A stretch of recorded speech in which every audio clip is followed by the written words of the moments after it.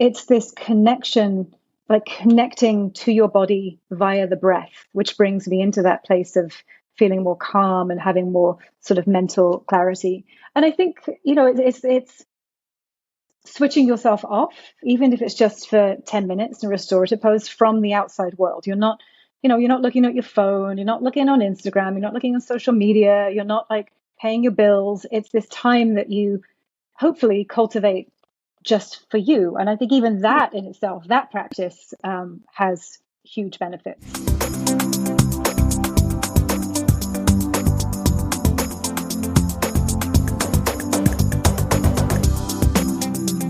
Hi, everyone, and welcome to another episode of Unpacking Possibility. I'm your host, Tracy Stein. As always, I'm so happy to be here with you. And welcome. It's 2024. I can't believe it. Where did the time go? If you're like me, you're probably thinking about ways you could further improve your health, live better, do better, feel better in general. And so our topic today, yoga, and our incredible guests, Kelly Kern and Joanne Silver, are going to be ones you completely adore. So without further ado, welcome, Joanne and Kelly. So nice to see you. Thank you. So nice to be here. Happy to be here as well. Yay. Often I do a more formal introduction, but I want each of you to kind of tell a little bit about not only what you do now, but your journey. And then as we go on later in the podcast, we'll talk about this really incredible event that you have coming up. But neither one of you started out teaching yoga. And I don't even know if you always did yoga. So who would like to go first? I'll go first. I did not always do yoga. I was always very active growing up. I did a lot of sports, horse riding. I ran on the track team, but I was always not very flexible. And I didn't ever really think about that because it didn't really impact my life in any way. But in my early 20s, mid 20s, I started to get really bad sciatica, like debilitating sciatica. Probably almost a year. Like I couldn't really walk properly. I couldn't really exercise. And I remember my chiropractor telling me that she thought I would never be able to exercise again. She's like, that's it. Like you're 24, 25, and like you'll never be able to exercise again. I was like, that doesn't really seem right. So someone else is like, well, maybe you should go, try a different chiropractor. Went to a different chiropractor, and she was teaching me some basic stretches, which now I know were yoga stretches. I was doing a bit of cat and cow, just some basic kind of yoga stretching. And so I felt slightly better. My sciatica went away eventually. I don't think it was from those particular stretches, but my curiosity was piqued into this whole stretching thing. And then when I moved to New York, I took a yoga class a series of yoga classes at the New York Open Center. And it wasn't even the physical. It was more the connection to the breath and the connection to my body that got me sort of hooked into yoga. And then another yoga studio opened and I started practicing more vinyasa yoga, which drastically changed my flexibility. I mean, I really had no idea how inflexible I was. Like I was nowhere near touching my toes. I thought that was like, it is totally fine, but I didn't realize how inflexible I was. And I would say over the course of maybe 6 months, my flexibility changed a lot. My back pain diminished. And as well as like the physical effects, it was more mental clarity, more connection to my body. So that's how I sort of started on that. And then it wasn't even that long after that I did my yoga teacher training. I would say from the time I started practicing was probably only about 2 or 3 years until I did a teacher training. And I wasn't actually even intending to teach. It was more that I just wanted to, kind of develop my own practice. And at the end of the training, the woman who I did the training with was like, okay, I'm going to put you on the schedule and you're going to start teaching a beginner's class. I'm like, I have no idea what I'm doing. But that's how it started. And yeah, I've been teaching and practicing ever since. So. That's so great. And your job before then, just, disclosure, we've known each other for quite a long time, was not remotely related to yoga. No, not at all. I was working in international education. initially arranging internships for people like study abroad programs, and then I was working with au pairs, not as an au pair, but placing au pairs. So it was more of that type of background. Yeah, so not remotely to do with yoga. I'd always been interested in the more spiritual practices, and I'd always been sort of curious about that, but I didn't think I'd end up working particularly in that field. But it's worked out well, so I'm glad I did. Absolutely. And I always like to ask people, was there an aha moment? Like one moment when you're like, all right, I know this other job pays me a salary and benefits and all this, but it feels like I have to do yoga. It wasn't so much of an aha moment. It was more just sort of this organic unfolding, I guess, because it wasn't long after I started teaching that I got my first private yoga client. It was one of my students who came to my class, and I probably within like 6 months of me starting to teach, she had asked me to teach her private yoga. And again, I had no idea. I didn't know how much to charge. I didn't really know what I was doing, but I taught her and her husband, and she loved it. And I was like, actually, I really enjoyed connecting with people, one-on-one or in, couples. And that's when I was like, well, maybe I could make this work. That's so great. Kelly, talk a little bit about your journey, because I find this a really interesting one as well. Yeah. So my path was very different than Joanne's in many ways, but we have some common touch points, of course, as well. I actually began my yoga practice in college with a yoga course.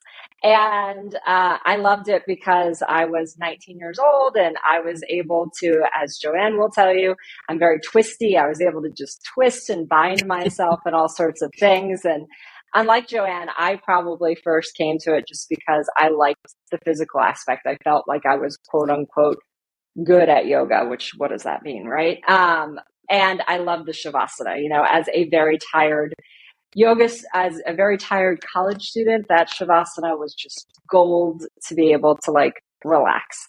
And looking back on that course, I don't even remember them talking about any of the limbs of yoga. I think it was really just all the physical practice with a little bit of breath work and called that a day.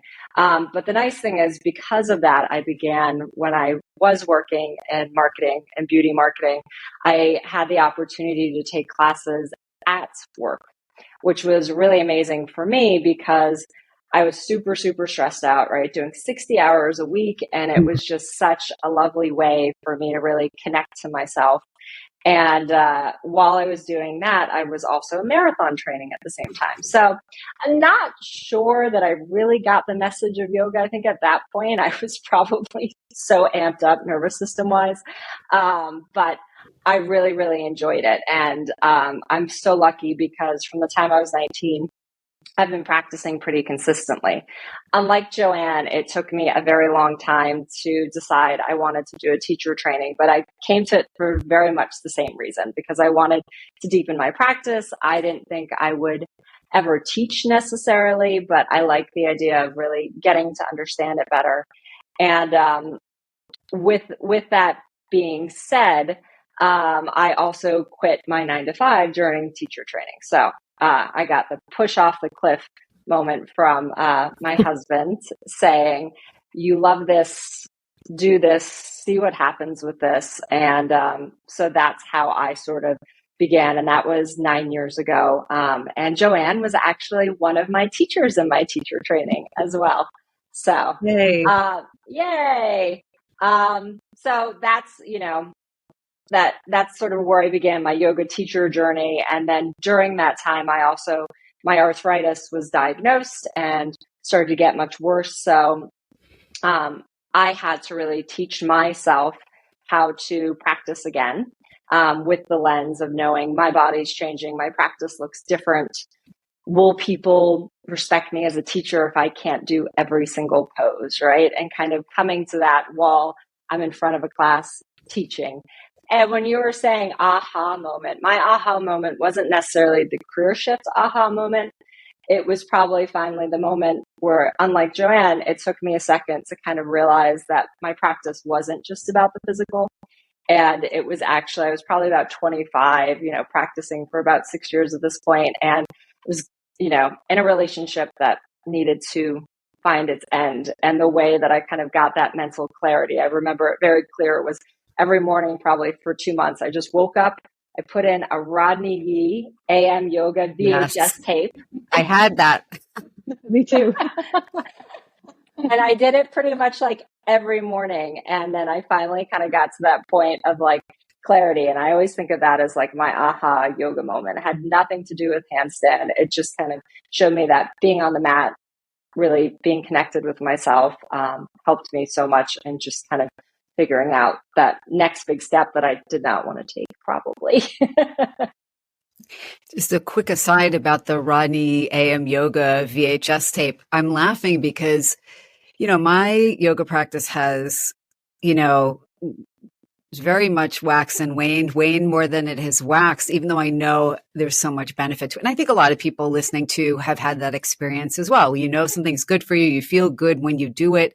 You remember why you had done it previously. And then, life gets in the way, or we, maybe have a conscious or unconscious fear of getting on the mat and it being hard.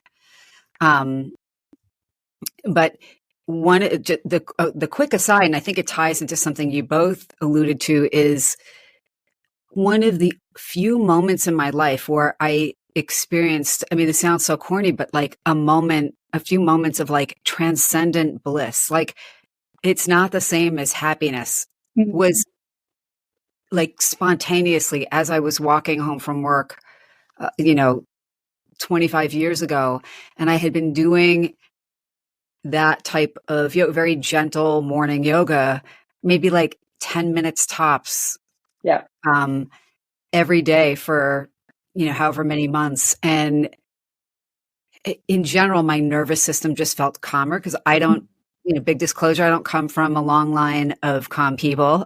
It's really hard to find one in my family tree. And I found it like restorative and healing for my body, but so healing for my mind and my emotions. And it unlocks something. So I was wondering if you could talk a little bit, whoever wants to go first, please do, but about the emotional and mental health benefits of yoga a little bit more. Like why does that happen? Or what is that all about? Or what might people notice if they're new to yoga? But I also teach, and Kelly does too, restorative yoga.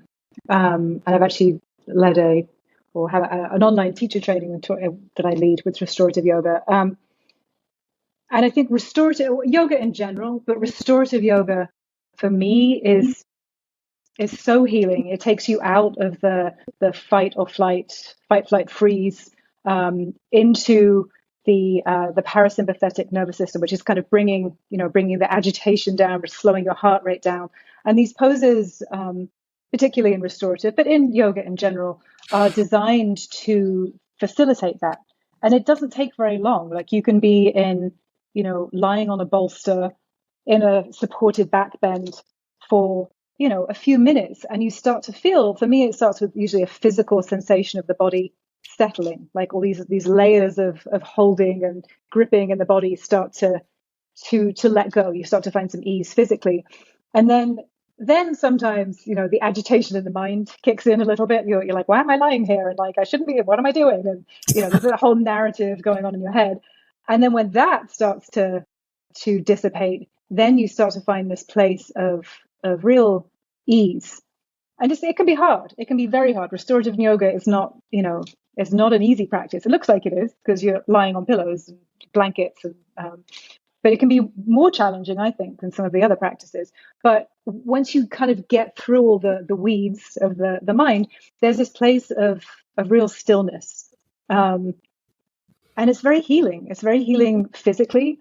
I think it's healing emotionally, mentally, to give yourself space and some kind of clarity, and not being so caught up in daily life.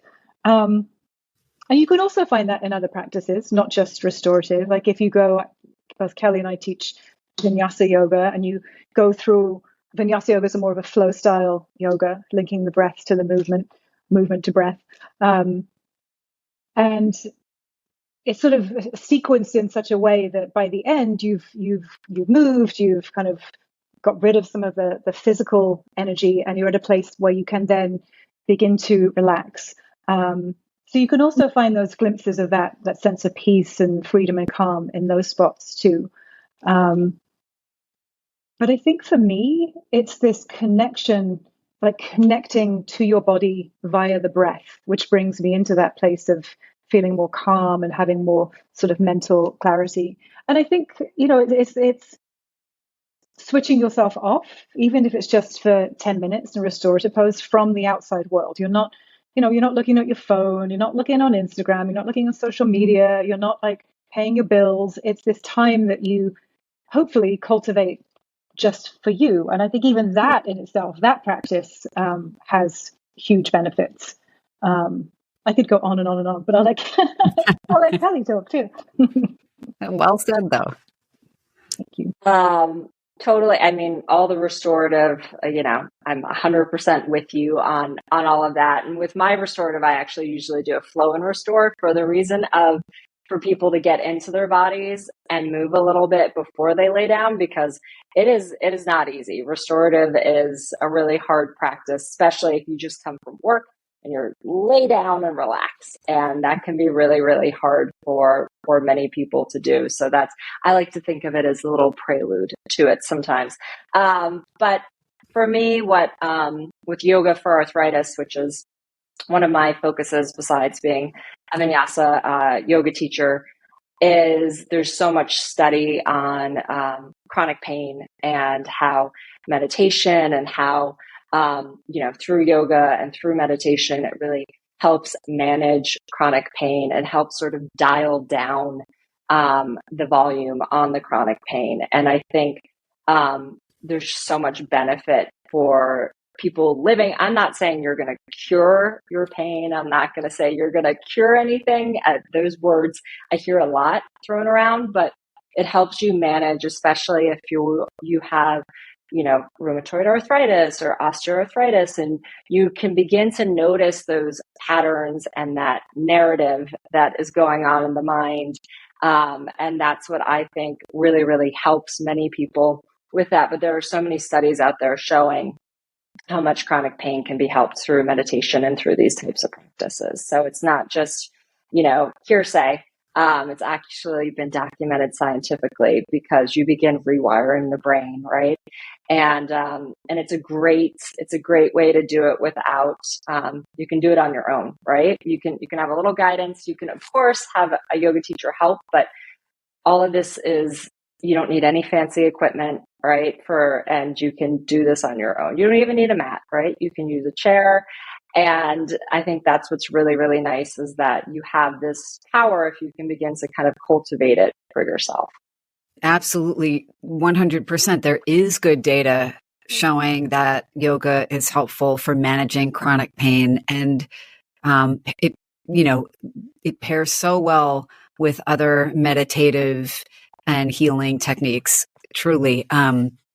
I love that you brought that up, because I think, having worked with so many chronic pain patients previously, I have to tell you, and you probably hear this too when people come to your classes, that if your body does not feel good, and I know that pain is what brought Joanne to yoga as well, the most important thing is to move so that your pain doesn't actually get worse. Because if you do nothing, a lot of people don't realize your pain will worsen. It won't stay the same. But it's the pain that makes people shy away from doing things like yoga that, again, might feel hard or uncomfortable at first. Yeah. And I would say with that too, just as a caveat, there have been many yoga classes I've been to that would not have been the case in my lifetime. And really working with people who understand how to move smartly, especially if you're working with a condition, is really, really important. Or if you take a course online, whatever it is.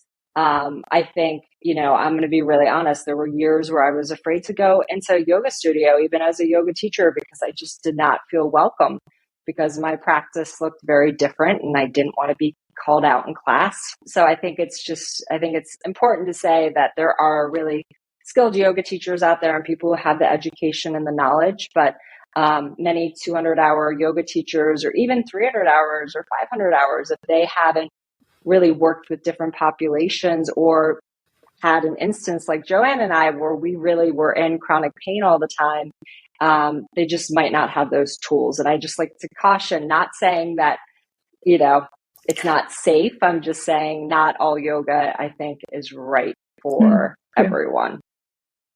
Such a good point. 1000% agree. And I think it's so important actually that as yoga teachers, you're saying that. On your website, Kelly, I know that you say yoga for your life, not for your Instagram. I have to tell you how much I love that. That just says it all. I can't even say it any better or even as well. But I think everybody knows what you mean by that. Yeah. I mean, I think it's so important because if you go on Instagram, a lot of what you see are half naked people performing arm balances. Let's be really honest. And I'm always confused. They're half naked, but they're wearing a hat. Are they cold? Are they hot? I don't know. I'm very confused. Sorry. It's totally true. It's very true. So I just felt like it was so important to say that because people right away kind of get an idea of what my teaching style is like and how I focus. One of my other private students says, we don't do pose yoga. And that's another great way of saying it too. And Joanne and I, both have said it before, right? You have people who want to perform, right? And we really want it to be a practice. That means your practice is going to look different from somebody else, and giving that space. I know Joanne and I both feel this way. We give space so our students, if we look around the room or look around a virtual yoga room that we have on Zoom, right? We can see our students are empowered to do what works best for them. And that could mean holding a plank. That could be staying in child's pose. Or if you're someone like me who doesn't like child's pose, it could be just laying on your stomach, on your belly, like to be able to give that space. And that's so important for me, to have people feel like they are empowered, because it is their practice. It's not my practice. I'm giving cues and ideas, but they are ultimately the one to say what feels best for them in that moment. Love that. I'm laughing because we spoke a little bit a few minutes before we started our interview, and what you're touching on, Kelly, and Joanne touched on something too, is that there's kind of, I don't want to say like the dark side of yoga. I'm sure that'll be another podcast, but the competitiveness or the performativeness. And if somebody wants that, that's great. There are plenty of places for them. That's not what you're about. Joanne, I don't know if you want to talk about, how hard it is for people to leave behind the part of them where everything feels competitive. Because that's kind of what it sounds like you want them to leave at the door. Yes. And that's very hard for people. I mean, I teach in Manhattan, which is not known for the most, chilled out people, as well as competitiveness. And one of my clients, I know he won't mind me talking about this, I teach at a corporation, and there's only usually about 5 or 6 people in class each week. And we do, again, it's not, as Kelly was saying, it's not what you would necessarily think of as yoga. It's more stretch-based, from people who've been sitting at desks all day. But in the middle of it, he'll want to whip out a plank off and hold plank for 2 minutes and have a competition. Or as one does. Or we'll be doing, I don't know, pick a yoga pose, and he'll want me to grade everybody on it, a letter grade. He's like, I'm an A, right? I'm an A. She's D. So, it's not ideally what yoga's about, but you just kind of roll with it. But it's kind of funny because it is hard to, it's hard for a lot of people to let go of that competitiveness, even within a yoga class. We're talking about all of this, but of being able to find your own practice within a yoga class. But I think there is still the tendency for all of us to be looking around a room and be like, look at her, she can hop up into handstand in the middle of the room and float there, and I can't even lift my leg up. There is that piece of it that comes into play. And I think that's another part of the practice. If you are practicing in a group, is to not compare yourself.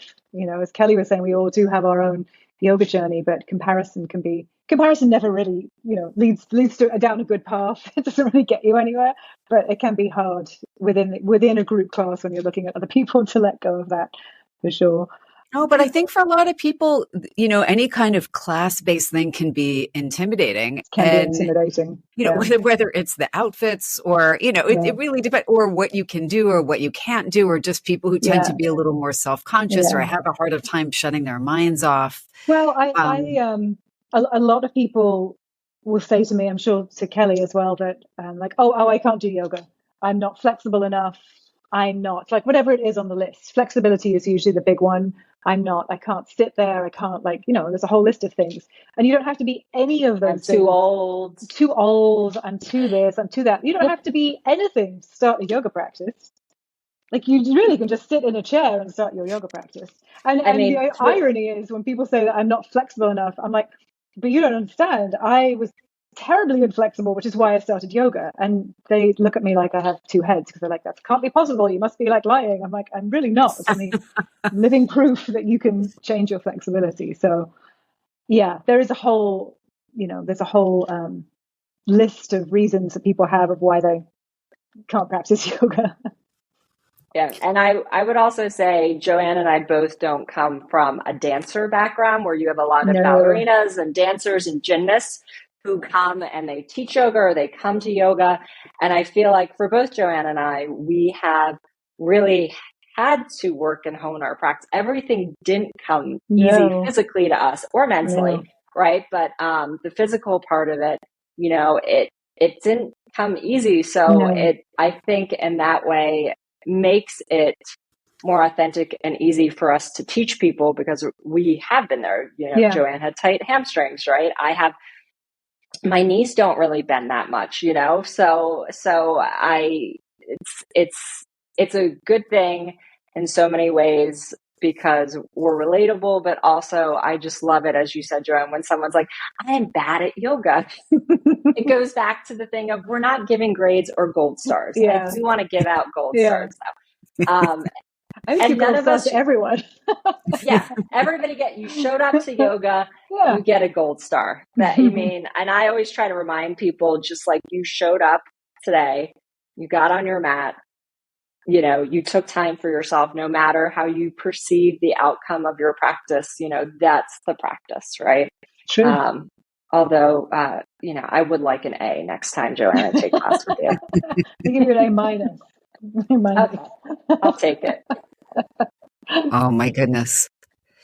So I know I've asked you a little bit about your journeys and, how your teaching is different from what people might imagine, right?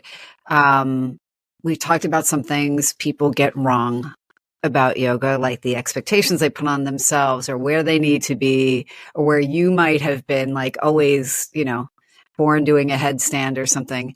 Tell me something simple that someone could do if they want to dip their toe in the yoga pool, metaphorically, like something that would be simple, that would still count as yoga, that someone could do today and notice the feeling, notice how that creates a shift inside of them. One is the breath thing that I was thinking. Another one's a little more of a physical. But for breath, even just placing one hand onto your heart, one hand over your belly button, and just inhaling into your hands and exhaling, but just feeling the movement of your hands to start with. And then once you've kind of found that rhythm of your breath, taking a slight pause after your exhalation. So the breath becomes inhale, exhale, pause. And you're not holding your breath. You're not constricting around the breath. It's just a little bit of a gap between the exhalation and the inhalation. So that's a really lovely, I like that breath a lot. I do that sometimes on the subway. It's a lovely breath just to kind of bring you into yourself. If your mind is feeling active, to kind of drop back into your breath and into your body. And you can kind of repeat that to yourself as you're breathing, right? Inhale, exhale, pause. Notice the difference between right before and after you put one hand over your heart, one hand over your belly. People can be doing that even right now as they You can be doing listen that right to now. you. It's a nice connection, especially if you have a harder time kind of tapping into your breath, putting your hands on your body. It starts to give you a sense of your breath because you can feel the rhythm of your breath as your hands rise and fall. So if you do have a hard time, like, oh, I can't really sense my breath or connect to my breath, that's a really nice way of finding that connection. You can do it really anywhere. You can do it standing online at the grocery store. You can, if you're stuck in traffic, it's a good one to practice. And then as far as physical poses, like if you're just sitting, as we're sitting here in a chair, you could do a cat and cow. You know, I don't know if everybody knows cat and cow. Cat and cow is usually on your hands and knees, right? You breathe in, pull your chest forward, and slightly more of a back bend. As you exhale, you round your back. But you can do that in a chair. You have your feet on the ground, hip width apart, hands on your knees, and then you'd slide your hands back towards the tops of your thighs, pull your chest forward. That's the breath in. And then as you exhale, you'd slide your hands towards your knees and round your back. That would be the exhalation. So you're kind of flexing and rounding through your spine. And that's one of my favorites, especially if you sit all day, if you're stuck at your computer a lot, it's good to get the mobility back into your spine. So those would be two of my things that you can quickly incorporate into your day that don't take much effort, don't take much time. But have a good payoff. Have a good payoff, absolutely. Yeah, if I didn't do cat and cow most days, I would be in a bad way. Like my spine would probably fuse. So I do that a lot. I do some variation of that movement every day, whether it's from the hands and knees, whether I'm sitting, sometimes I'm standing, I'll put my hands on the kitchen counter, do that same type of movement. But yeah, I'm always trying to move through my spine. That's great. Thank you. It's so easy for people to do and just, again, dip their toe in the water. Yoga doesn't have to be difficult to be beneficial. Absolutely. Kelly, anything to add? I have two practices that are sort of more need-based, I would say. So first being, I love the breath, but sometimes when you're really anxious, it can be very hard to find your breath, and it can be distracting for people to be like, I don't know that I can breathe, right? And so one of the practices that I like that you can do anywhere, you can do it with your eyes open, is just begin to, it's a five senses practice in a way, but you can just use one sense, and you can look around the room and say, I have a pink chair in front of me, shocking. Pink chair, right? Or, candle, and you can start labeling things as a way to begin to help you kind of calm yourself when you're anxious. You could do the same with sounds, right? But not get overly involved in the narrative around it can be a lovely way. Or just even noticing, Joanne was talking about, restorative yoga, settling, noticing the texture, of maybe the floor underneath your feet or the seat, and allowing yourself to be present in that way, just noticing where you are in space in a very intentional way can go a long way. And then another one, which is kind of goofy, which I don't know that Joanne has actually ever seen me do this one, but if you have a stiff neck, and you feel like that turn right and left feels really rough, like we've all woken up with a stiff neck. I do not know the science behind this. I got this from Ann Swanson, who is a yoga for arthritis teacher. But you literally take your earlobe and you pull on your earlobe and you yawn. So what I always do is I'll have you look as far as you can over your shoulder and then kind of see where you are. And on your opposite ear, you begin to kind of yawn and pull. I'm not going to do that because my earbud will fall out, but you kind of pull and you do that for a few moments and it's really amazing. You can usually get a little bit more range of motion. So I love that one. Interesting. Yeah, nice to have in your sort of repertoire. And most of us have woken up with a stiff neck at some point. So you kind of need the visual for that one, but that's in hearing my voice. You kind of pull it and you make yourself yawn, and you do that a few times. And which way do you turn your head?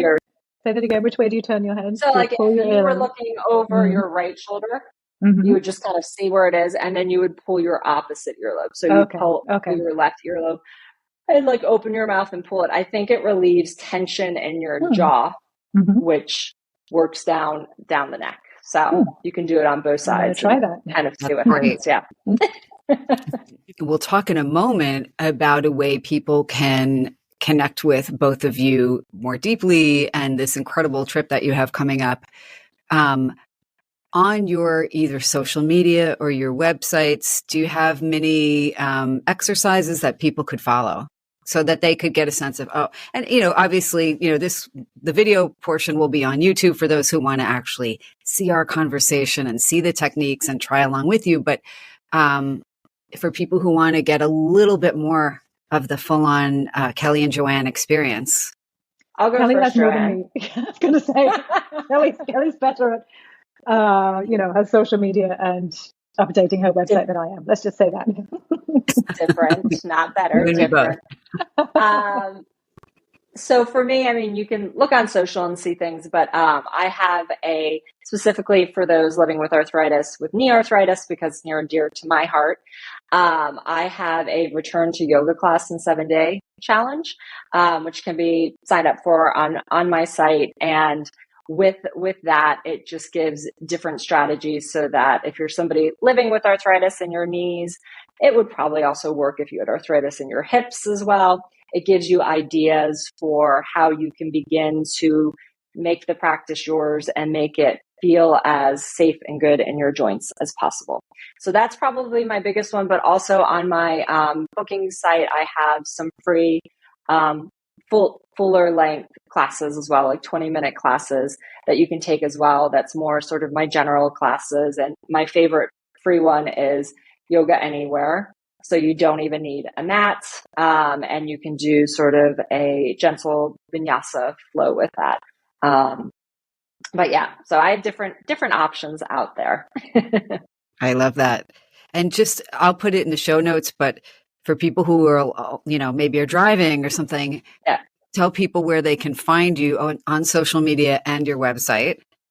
Yes. So wellandkel.com is my website, and then my Instagram is at wellandkel with 2 L's. So you can always find me there. You can find me on Facebook. I'm around. And mine is just joannesilver.com, and same on Instagram at joannesilver. Great.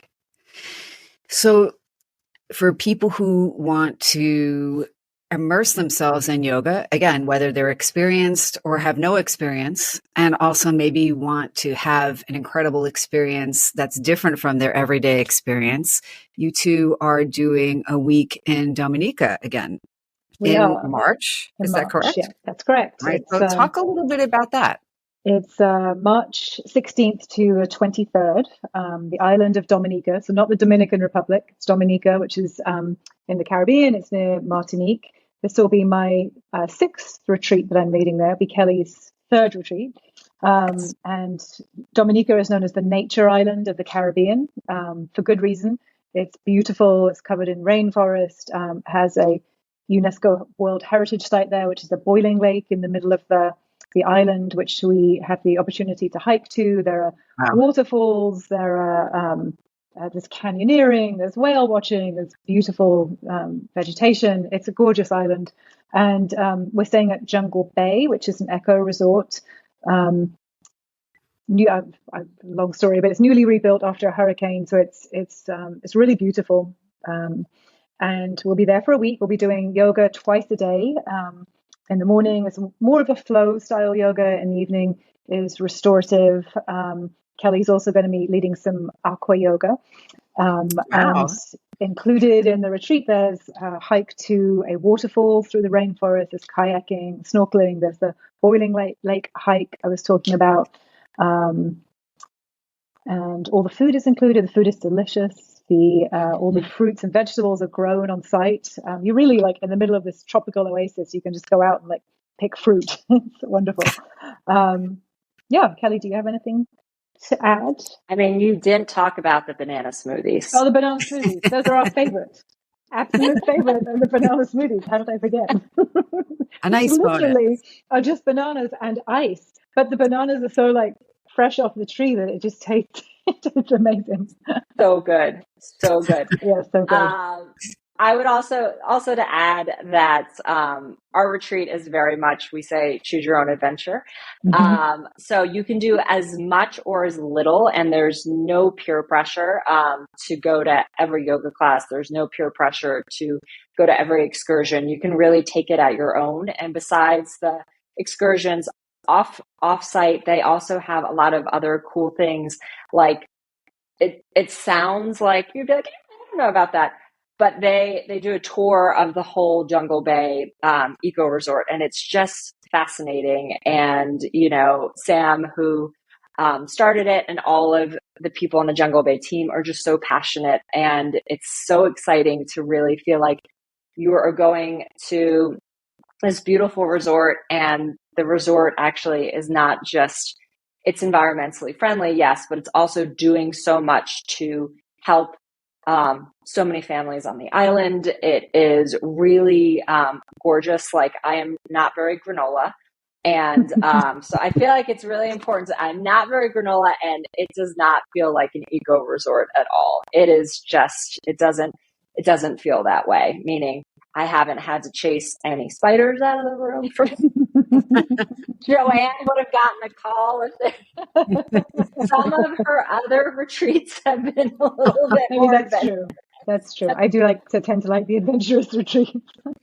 And then actually, as an aside, at Jungle Bay, there are 2 beautiful infinity pools. So if you don't want to do all the other activities, you can hang out at these gorgeous infinity pools all day and read your book. And, there's something for everyone on this retreat. I guess that's what we're trying to Yes. say. And that's where the aqua yoga will take place, is in the infinity pools. That's right. Yes. Yes. One of them that is, they close it off. So you're not on full display of everybody doing aqua yoga. I think that's really important to say. Important. Yes. But it's really, really fun. And I spend a lot of time at the pools. I definitely do, I love the Champagne beach with the sulfur spring. So you're actually like swimming through bubbles when you're snorkeling. So, Joanne or somebody else will help me kayak, because I'm not the world's best kayaker.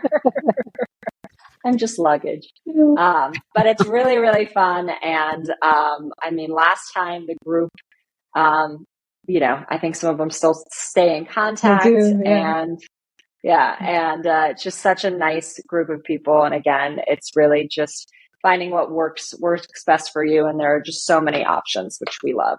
And the Jungle Bay team there is just like family. As soon as you go there once, it's true. You feel like they actually call you that, Jungle Bay family. And actually, Dominica was just has been listed on the New York Times 52 places to travel in 2024 list. Yeah. So people better get going. And book this trip while you still can. That's right. So go for the yoga, the beautiful scenery, the inner peace, the getting healthy, stay for the banana smoothies, and so much more. It's a spider-free environment. I'd rum to a banana smoothie if you choose. There could be a spider. I just haven't seen one. I haven't seen any spiders there. No. Actually, it's really interesting. No spiders. Interesting. Dominica doesn't have any poisonous, snakes, or they don't, though. They don't have any poisonous snakes. You would know that. I'm laughing that you've obviously looked this up. But that's good for people to know. If that's a concern. It's good to know. Well, there are other places you go and like everything could kill you. It's kind of cool. I'm not saying that, whatever, but it's just, I think of these things. Yes, Joanne, I think of these things. It's going to be a very exciting, also relaxing, and very safe trip. Yes. I think it sounds amazing.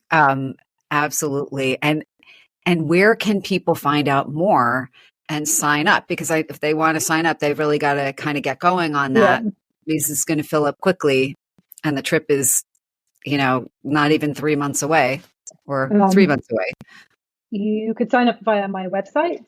So joannesilver.com, and there's a retreat page. Actually, if you scroll down, it's on the homepage as well, but there's a retreat page and it will be on there, and there's a button you can click to sign up.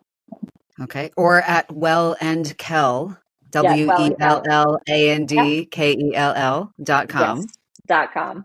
And if you want more information about, sorry, Kelly. Go ahead. No, you go. If you want more information about Jungle Bay, where we're staying, they also have our retreat listed on their site, and it's junglebay.com. Perfect. Yeah. And mine's at Well and Cal. You'll find the retreat and same link to sign up as well. This is great. And I so appreciate your taking the time to kind of speak with me and share all of your exciting work with our listeners. Is there anything that I didn't ask you that I should have, or that we didn't cover that we should have? Oh, I know.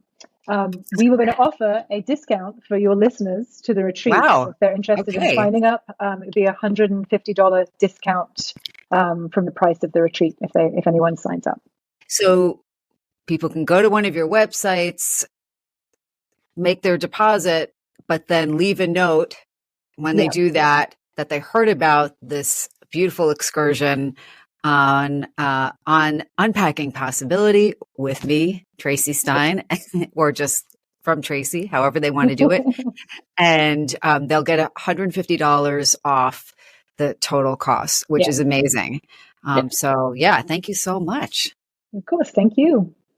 This has been another episode of Unpacking Possibility. If you enjoy the episode, please do remember to like, share, and follow, and leave me a comment. Let me know what you think.